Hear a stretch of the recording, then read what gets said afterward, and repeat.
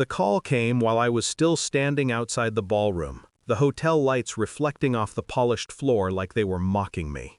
I hadn't moved since the staff blocked my path.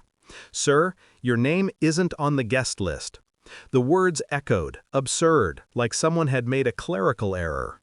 I paid for every chair in that ballroom, every plate, every flower, every breath that evening depended on my bank account. So I called my ex-wife. She answered on speaker, her voice light, celebratory. "Yes," she said, "that's right. This event is only for real family. Real." The words settled in my chest like cold lead. I heard the clinking of glasses behind her, a soft laugh, then the voice of her new husband, smooth, smug, false. "Go home," he said. "We'll send you leftovers." A pause, a chuckle, then the line went dead. For a long moment I simply stood there. The hotel staff shifted awkwardly, waiting for me to argue, to shout, to beg. But I didn't. I turned, walked to my car, drove away in silence. By the time my front door closed behind me, something inside me had already changed. A quiet shift, subtle but final. 2 hours later, my phone rang again. This time, they weren't laughing. This time, they were screaming. I let the phone vibrate in my hand before answering. Panic has a certain sound, raw, uncontrolled, honest. It strips away all the arrogance people cling to. "Hello?" My ex-wife's voice trembled, nothing like the woman who dismissed me earlier. "He called it off," she finally whispered. "The wedding. He just left." I didn't respond immediately. I wanted to feel the weight of her fear pressing against the silence. My daughter's voice cut in, soft, shaking, confused. "Dad, where are you?" Where was I? Somewhere between the man they pushed aside and the man I was becoming. But this moment, this unraveling, didn't start tonight. It started months ago. Small things, strange things, things only a parent notices. My daughter's sudden distance, her fiance's nervous silences, conversations that ended when I walked into the room. At first, I dismissed it, assumed stress, pressure, wedding chaos. But a father feels fractures long before they become breaks. Then came the first real sign, a voicemail I wasn't meant to hear. My ex-wife telling her new husband that after the wedding, she won't need him anymore. Him. Me. I replayed that message 100 times. I listened to the tone, the strategy behind their words. It wasn't about the wedding, it was about rewriting history. About erasing me from my own daughter's life so her new husband could step into the role I filled. A cleaner story, a prettier picture, a lie. I didn't confront them. Not then, not ever. I just watched, waited, gathered every quiet detail they didn't realize they were revealing. By the night of the wedding, I knew more than they did. I knew the fault line. I knew it would crack. Turns out, tonight was perfect. It began with a message thread between my daughter and her fiancé. A thread she asked me to look at months ago when she thought he was growing distant. She deleted it afterward. I didn't. A father doesn't ignore signs. He had doubts. Not about her, about the family she came from. The pressure, the manipulation, the expectation that he would fall neatly into their structure. Then came my ex-wife's interference. I heard things, loud whispers, sharp commands. She didn't like him. He wasn't upgrade material, she said once, unaware I stood behind the kitchen wall. He also discovered something about money, about the wedding funds, about her using parts of it for her husband's investments. He didn't confront her. He confronted my daughter. And she, confused and overwhelmed, crumbled under pressure. Months passed.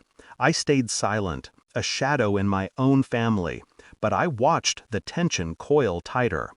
Last week, he reached out to me privately, a simple text, "Can we talk?" We met at a quiet cafe.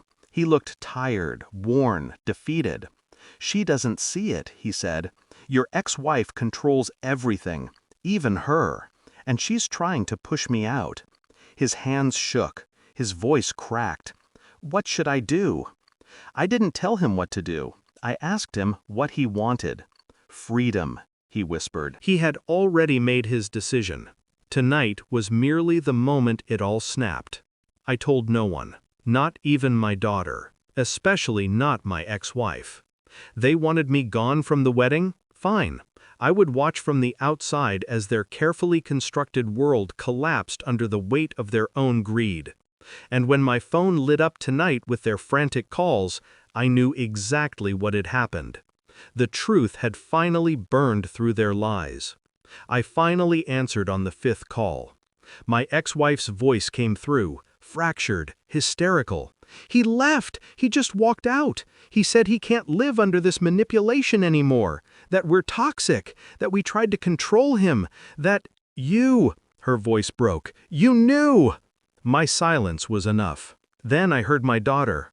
"Dad, why didn't you tell me?" Her voice wasn't angry. It was wounded, lost, small. "I wanted you to see it yourself," I said. My voice was calm, too calm. The kind of calm that comes after years of being spoken over, stepped past, rewritten. My ex-wife snapped. "This is your fault! You poisoned him!" "No," I said. "You did that yourself." Silence, the kind that cuts. She inhaled sharply. "What do we do now?" Now? Nothing. There was nothing left to do. He was gone. Her plans were ashes. The story she tried to rewrite was exposed. I didn't comfort her. I didn't rush to save the event I paid for. I simply said the truth. "You made sure I wasn't part of this family tonight. Now you can live with the consequences without me." Her voice cracked into a sob. My daughter cried softly in the background. I hung up. 10 minutes later, I received one final text from my daughter. "Dad, can you come?" I stared at the message. For a moment, the old instinct rose. The urge to fix things, mend things, carry everyone's weight. But that man died at the entrance of the ballroom. Instead, I drove back. Not to comfort them, not to rescue the wedding. I walked into the lobby where staff still recognized me, confused. I handed the manager the contract folder, the payments, every receipt. "These were under my name," I said quietly. "Cancel everything." He blinked. "Sir, the event has already—" "Cancel," I repeated. "Every service not yet rendered, and refund whatever is refundable. To me." He nodded slowly, understanding. When I turned around, my ex-wife was there, red-eyed, shaking, mascara streaking down her face.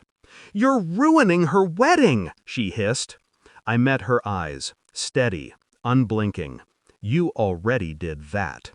Then my daughter approached, shoulders trembling, eyes swollen. "Dad, I didn't know," she whispered. "I didn't see." I placed a hand on her arm. "Just once. Just enough. It's time you learn to stand without people who control you," I said softly. Her tears spilled over. Not for him, for herself. And for her mother who destroyed everything. I walked past them, calm, measured, done. I drove home under quiet streetlights, the night air cool through the half-open window. The house felt different when I entered, lighter, somehow, as if years of silent weight had finally lifted. My phone buzzed, but I didn't look. I didn't need to. Tonight wasn't about revenge. It never was. It was about truth. Truth revealed itself when manipulation collapsed, when pressure met resistance, when people finally saw the consequences of their own choices. I didn't sabotage the wedding. I simply stepped aside and let their lies fall under their own gravity. The quiet was peaceful, sobering. I poured a glass of water, not whiskey, sat on the couch, closed my eyes. For the first time in years, I felt free. My daughter will find her path. My ex-wife will face the wreckage she caused. And me? I walk forward. Without apologies, without explanations, without the weight of a family that tried to erase me. Some endings aren't loud. Some endings are just a door closing, quiet, final, unmistakably deserved.